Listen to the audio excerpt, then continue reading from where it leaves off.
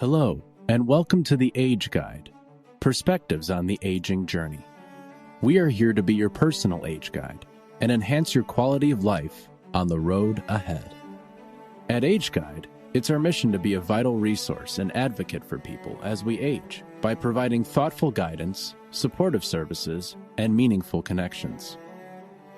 This podcast is about putting a face on aging and giving a voice to older adults and caregivers by highlighting their experiences and stories. We want to provide a window into the struggles and joys of aging, to dispel myths and combat ageism. On this episode, we have two guests that are both in the same long-term care facility. They both wanted to use only first names for fear of repercussions from the facility. We dive deep into their lives before and during the COVID lockdown, and how it has changed the way the facility is run now. Our first guest is Catherine. Let's send it to Gretchen, who oversees AgeGuide's advocacy efforts, and listen in. I want to thank you so much for being willing to talk with me today and tell me a bit of your story. Before we dive into your story, though, can you please tell me a little bit about yourself? Start with your life before you came into this facility, and then tell me what you enjoy and what you've been up to, what your favorite things are. Just tell me a little bit about yourself. Okay, I have worked for a worldwide accounting company, and I've lived overseas in Asia and Australia. I came up to this area to take care of my dad when I returned from overseas. So you were a caregiver for your dad? Yeah, just found myself in this area. I'm used to living in the city, so I'm used to downtown Chicago life. So that was an adjustment for me. And so I started commuting to work, and on my way home one evening from work, I was in a head-on collision. And that's what brought me initially here. So initially you came in to get rehab after an accident. Right. So I was here for 8 months, and then subsequently 3 years later, I had to have an ankle surgery. And so I was here for rehab for that. Okay, so you went home in between. You went Right. back to work, Mm-hmm. and you were living independently in the community, Right. and then you injured your ankle. Right. So the last time I was hospitalized and going through rehab again, I found my job had been relocated to another state. So I found myself unemployed while I was getting better. That's what brought me here. Unfortunately, my COBRA program had just expired, so I found myself without any insurance and no income coming in. Yeah, that doesn't leave you with a lot of options. Right. But you figured you'd come here, you'd get some rehabilitation, and hopefully you'd be able to return home. How did you decide to come to how did you choose this facility? My doctor had referred me to this facility, and I had been here before with my accident and had gotten some really good care. At the time, the management really encouraged teamwork, building morale amongst the staff here. But there's been a change in management. With what's going on with COVID, there's been newer facilities opening up in the area, and that has attracted some of the longer-term employees. That's an interesting point. You mentioned that things used to be different, things have changed. And we know that one thing COVID did was really shine a light on problems in long-term care that had already existed for a long time, but then they got even worse, or they became more obvious maybe during the pandemic. There were already staffing issues before, residents' rights issues were already challenging before the pandemic. But what was it like here, though, when you first arrived? You said, things used to be better. What were some of the positive aspects of living here?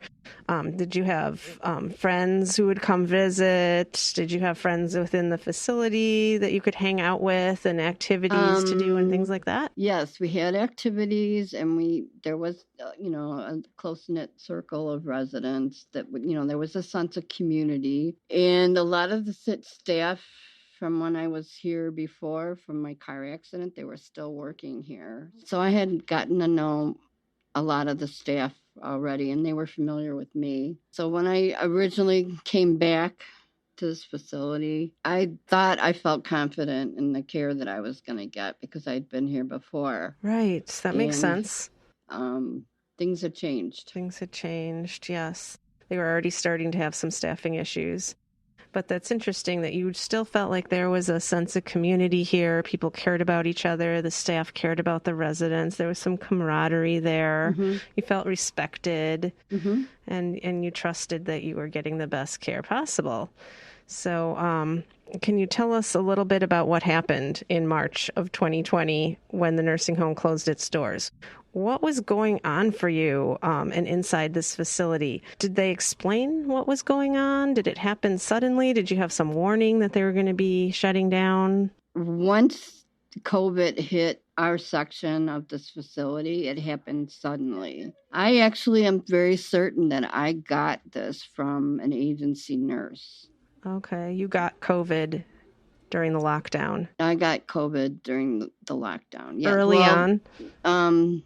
No, my roommate and I were very, very careful and conscious of what was going on. And so we were keeping our door closed.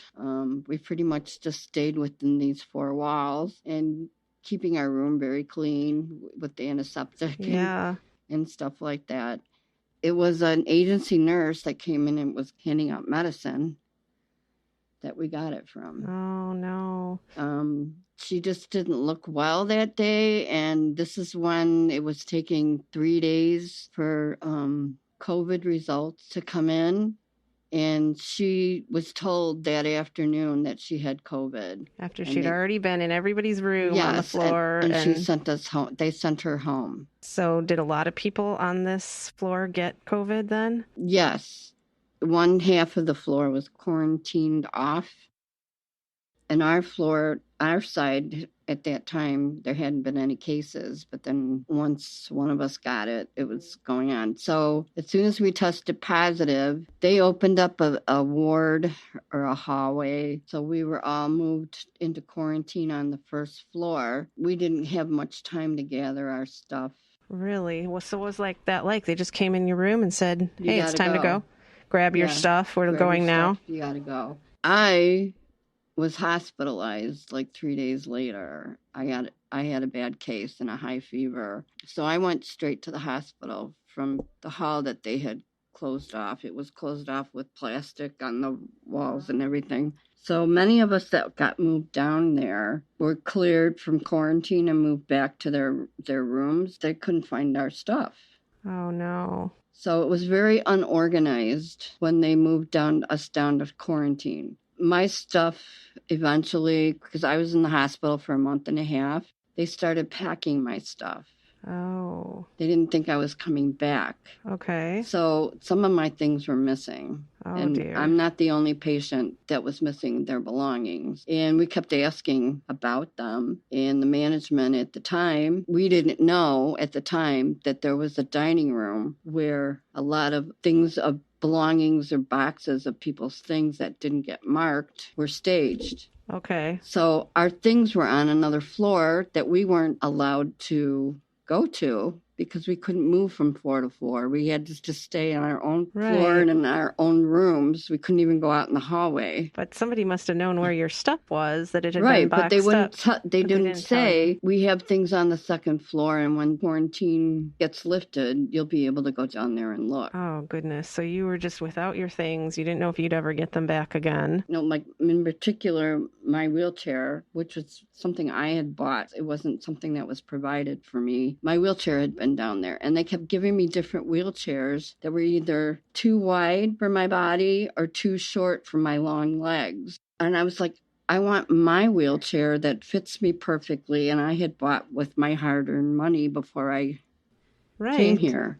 You were looking for your wheelchair. Nobody's helping you find it. They're just bringing you other wheelchairs that don't work for you, and it's there all along. And in the meantime, my cell phone was missing. Oh, no. You know, so I haven't had a cell phone for quite some time. So you still don't? No. Wow. And that's your only connection to the outside world, really? It's your phone. Yeah.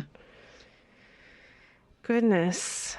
Wow. So what else was going on during the lockdown? You said you had to stay in your rooms. Was anyone allowed out in the hallways at all? No, Not at all. Not even to walk for a no, little while to get some exercise? no. Some people that they used to, at least like they used to dress and get put up in their chair for a few hours a day. They stopped doing that. They stopped dressing people. They were just leaving them in bed. So what I've seen is a lot of the people that were left in bed, like they've degenerated. Right. If you don't get up and move, you're going to lose the ability to do that. Right. And then also, like, the life has gone out of their eyes. Like, we used to have outside churches come in and do services on Sunday. They weren't getting any mental stimulation. No visitors. No visitors. Some very elderly patients couldn't understand why their children weren't coming to see them. Right. It was especially hard on people with some cognitive disorders or some memory loss because it was just so hard to understand why this was the way it was, right? Right.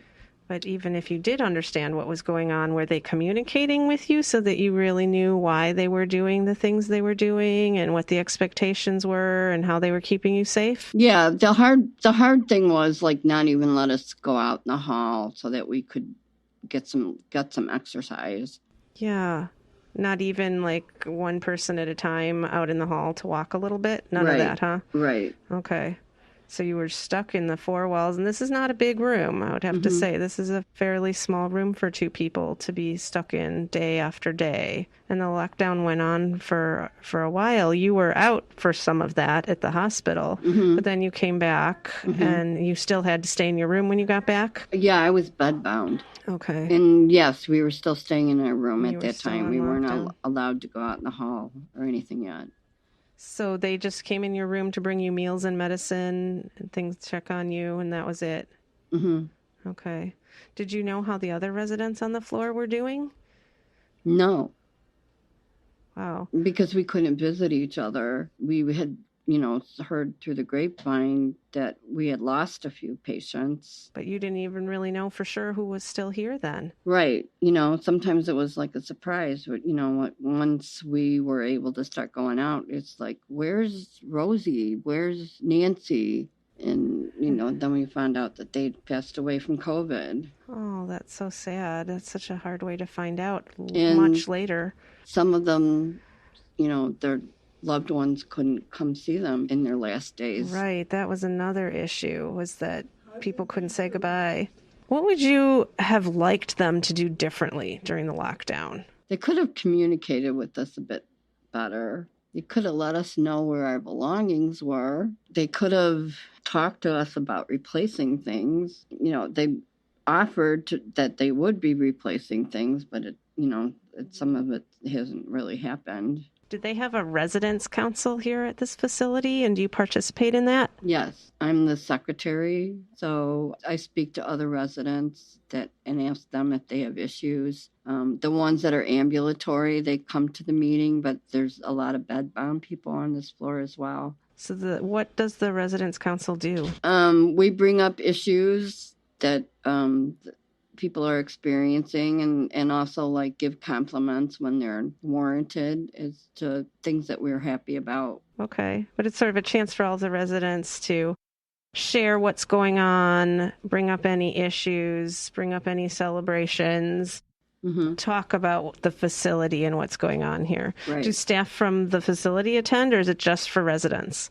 It's the staff from the facility attend as well. Oh, they do. So it's not a completely open forum where you really feel comfortable saying anything you want to? Well, we try to, Okay. but we have several issues that we bring up every month that still occur, but some of it has to do with the fact that we have agency people that are hired from outside the facility, right, to kind of like a temp agency to fill staffing openings. Right. Okay.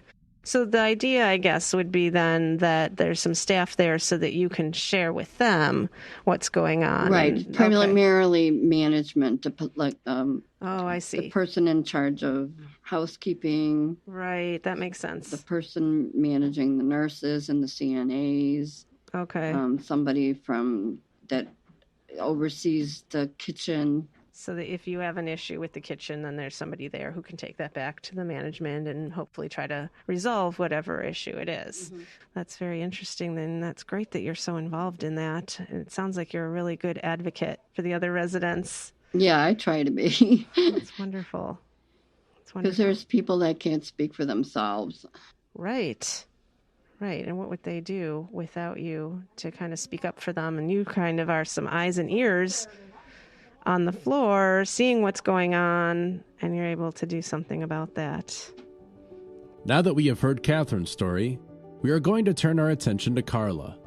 Carla is also a resident and an advocate for many of the residents at that facility. She was willing to share her story with us as well. Let's send it back to Gretchen and listen in. Well, thank you for being here with us today, Carla. We're so excited to hear your story. We're here with you in the long-term care facility where you've been living now for 2 years. 2 years. Before we get into the story of how you got here and what it's been like, can you tell me a little bit about yourself? Like, start with your life before you came in here. I was always in the food business and also helping food pantries. There was one across the street from my house. It's called the Lakeview Food Pantry. And after I had retired because of my leg, then I had pneumonia and I went septic. Oh, no. Oh, yeah. But I lived through it. You've been through a lot, it sounds like. I have. So how did you end up here? After my son knew I was depressed, he had gotten me a therapy dog, that little yappy therapy dog, yes, a Chihuahua. Oh, you're kidding. No, but I taught it how not to yap. So anyway, I was by my neighbor, all the neighbors that were older, and they just fell in love with her. So I would visit, and I fell down a flight of stairs. Instead of letting go of the dog, she was safe, and I broke my neck. From there, they did all these surgeries at Illinois Masonic, and then I was living at a bad neighborhood nursing home, but I knew the neighborhood. But you could leave, and you could be gone for 23 hours if you needed to be. You could be gone for 3 weeks. So that was the advantage to that. So my son, he's a general manager for many hotels. We did our Friendsgiving there, and I didn't want nobody to help me use the bathroom because I knew how I brought what I needed, but I must have slipped on something on the dress, so I wound up falling, and I busted my head. But I was still conscious and making my jokes and being Carla. And I go, don't send me. They won't let me leave. I don't want to be stuck out here in Lake County. Of course, they sent me. But so that's how I wound up in Lake County. I would go to the grocery store, which 2 different grocery stores, 2 different buses, and then come back within an hour. You could come and go, and you had some flexibility, and I bet you enjoyed that. I did. Having your independence. I loved it.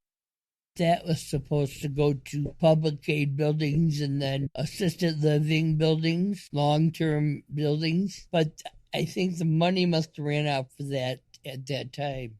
So one opened up here in Gurnee.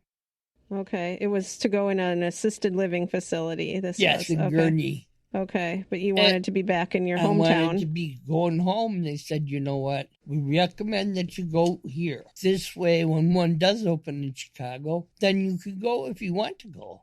I had my room picked out. I was on the 1st floor. You could have therapy dogs there. It's gorgeous. So when I took my fall and broke my tibia, the ambulance came. It was so ugly. Then I wound up going to Condell, and I had my surgery. So after that surgery, you got out of surgery and you came here to this facility. Correct. And how long were you here before? I was only supposed to be here 90 days. I was going home. You were only supposed to be here 90 days? I was going home. It was March 5th. Of 2020. Of 2020. So can you tell me a little bit about what it was like here after the lockdown? Like, how did that come about? Did they tell you that they were going to be closing the doors and no one was going to get in or out? Or... Yes, I mean, because it was on TV. We couldn't get out of our beds for at least 6 months. If we got changed twice in 24 hours, that was a miracle. Wow. Our people quit because they had to hire agency people. You mean the staff that worked here quit and then they had to bring in an outside agency? Brought an agency a staffing agency. While our people were here. Because everything, we were breaking out with COVID bad and... You couldn't get out of your bed at all? Nobody. Even transfer into your wheelchair for a little while and go out and look out the doorway or anything? Nope. Oh, that must have been hard and frustrating. What kinds of things did you see during COVID? During the lockdown? Nothing. Nobody. Because you couldn't get out? Couldn't get out, couldn't change. One day, I laid for 24 hours without getting changed. Oh. But my main reason was, if they can't change me now, nobody's going to take care of me. I don't want to lay in a world of waste. You're not sure that they're really going to take care of you. Oh, here they're not. Process. Yeah, that makes sense. I can understand why you'd want to wait on that. So, first of all, I want to thank you for sharing your story about what it was like living through the lockdown here in long-term care during the pandemic. And this is such an important issue, and we really hope that hearing your story is going to help bring about some change. And I know you really are a big advocate. You're an advocate for the other people here. You've been a volunteer ombudsman. That is really an important role in a facility like this, to be the eyes and ears for people who can't speak up for themselves. Now that we have learned about our guests and who they are, we want them to walk up the steps, grab a microphone, and get on our Age stage. This segment allows a soapbox-like platform to speak to the aging community on any topic they want to shine a light on. Catherine will be taking our Age stage this episode and talking about her hopes and demands for change in her facility. Let's send it back to Gretchen and listen in. Catherine, I know you're a great advocate for the residents of this long-term care facility, and you genuinely want to see things improve here. This is your opportunity to be on the Age stage and share anything you'd like to say about the challenges of living in long-term care. What would you like to share with the world about what it's like, what happened behind closed doors during the pandemic, and what is continuing to happen to residents? I have some concerns about the less cognitive people that are here. That's the level of care and attention that I don't feel that they're getting the same level of attention before COVID than that they're getting now. And again, that's because of agency issues, but staffing issues. And being shorthanded. They don't have enough staff to be watching them, so occasionally they try to stand up in their chairs and then they can fall. They can fall. Getting them water is an issue. Water is an issue. Because some of them stay in the dining room like almost the whole entire day. Because it's just hard for them to get down the hall to the dining room and back, so they just stay there. They can't push their chairs themselves. Oh, and so they get left there? Yeah. Oh dear. Because of shortages with activities, there hasn't been enough staff to keep them, stimulated or go in and check on them. Yeah, and you're right. If someone isn't getting stimulated and they have a little bit of memory loss, that can really speed that dementia along quickly. Yes, because that's their day. It's just sitting in a room with nothing to do, and I find them napping in their chair. Oh. So then what do you do? Well, I try to talk to them or spend a little time with them each day. That's good. A lot of things did happen during COVID.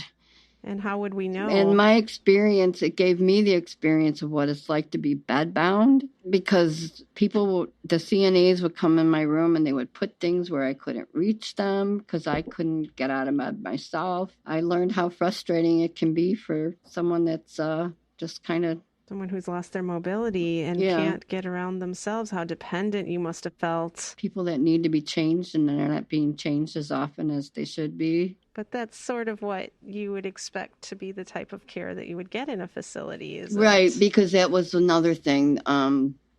Our beauty shop got closed down. Oh, so you weren't able to get your hair done? None of us have had a haircut in like almost 2 years. Still? There's still no beauty shop? Nobody comes in to do your hair? No. Wow. But I guess your first priority is probably making sure people get water, like you mentioned. People are not getting water. People are not getting changed. People are not being moved, dressed, bedding and linens changed. That's all. Right. You know, they have to get their hearts pumping, and more people are, you know, they're lost their motivation, or they've become depressed after being in their room for so long. They're not motivated anymore. So have you seen a lot of changes in the residents? Mm-hmm. Yeah. We used to be able to go outside on the grounds, and we can't do that anymore. Not at all. Not even if you were able to go out by yourself. Yes. They wouldn't let you do that by yourself even. And so it's not a staffing some of us are issue. capable and cognitive enough to do that. And it's not a staffing issue because you wouldn't necessarily need a staff person with you. Right. But you're just not allowed. No. And you don't know why. No. So it sounds like communication is really an issue here. Yeah. Well, they say it's for our safety. I think. Well, yeah, they should be keeping an eye on people when they're out there. But those of us that can handle it. Right. And we used to enjoy being outside. You know, there was a group of us that used to meet outside during the nicer months. Right. And we would socialize out there. There were some nice benches out there. And that would be so nice. Yeah. We're not allowed to do it anymore. My roommate used to walk around the building to get some exercise. Now everybody's just stuck in here. Right. And now you can probably go out in the halls and do a little bit of walking. Right, we can go out in the halls, and we're allowed to go to other floors. Oh, good. But that's not enough. You're outside. Still inside. You're not getting fresh air. You're not seeing the horizon ever. That's a real lockdown still. It's almost like the lockdown is still going on in some ways. Do you feel like that? Right, because they're still cautious with this Omicron thing. Apparently, there's still employees that are catching it up from the outside. But at some point, you need to be able to live your life. Right. We'd like to get to a point where we've got more permanent employees that actually work for this facility. Who you could get to know and be comfortable with, and they would know you guys and know what you need. Right, because there's a lot of people with different needs on this floor. That would be really nice to have some consistency in the staffing and to have adequate staffing. Right. Because it seems like right now everything is very restricted. And one of the goals, really, if you're talking about long-term care and making improvements, one of the goals that we have at AgeGuide is for it to be the least restrictive environment possible. So if you need more supports, those should be there for you. If you don't need the supports, they should not be forced on you. Right. And some of us would like to we would like to see people encouraged to get better. Right. The rehabilitation side of long-term care seems to have been missing through all of this. Mm-hmm. So you really have some of your own personal goals, I understand, for recovering and perhaps moving out of here one day.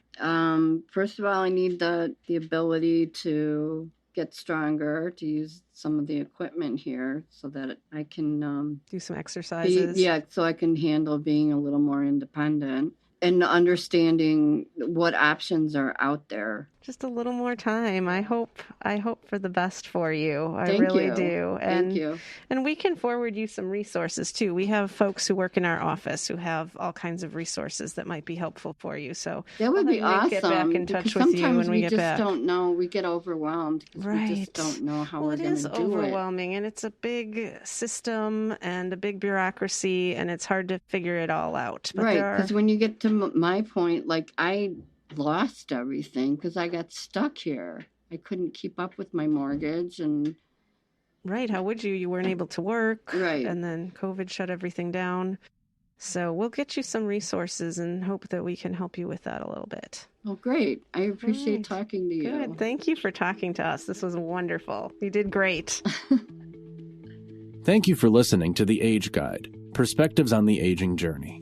We hope you learned something new on this podcast, because we all have a stake in promoting a high quality of life for people on their aging journey.